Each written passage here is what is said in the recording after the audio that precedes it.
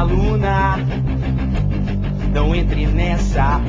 Você tem 19 anos e eu não interessa. Esqueça o que rolou depois daquela festa de formatura. Você no fogo de milhões de hormônios e eu de fogo na maior secura.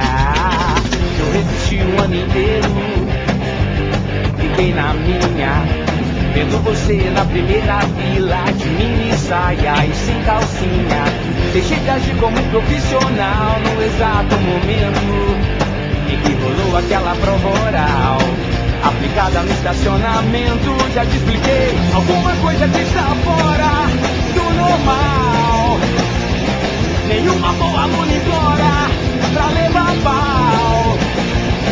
Te vendo assim de joelhos aos meus pés, ele me chateia.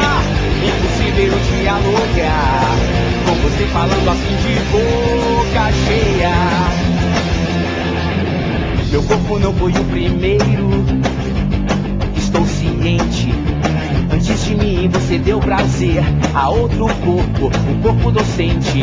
O que explica sua nota 100 em botânica e literatura.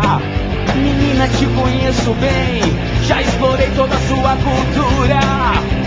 Nós não precisamos ser perfeitos.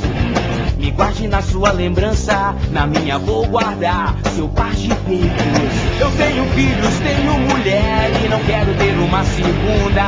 Por isso se você me vir com ela, não belisque mais a minha bunda. Vou repetir, alguma coisa que está fora do normal.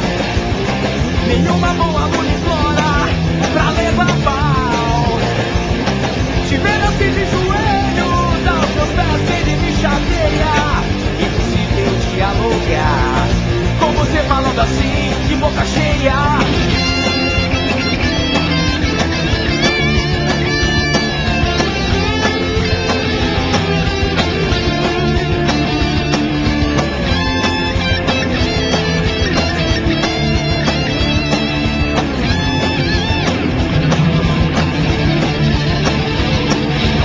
Alguma coisa que está fora do normal. Nenhuma boa aluna implora pra levar pau. Maior que nós é a verdade que não quer se calar.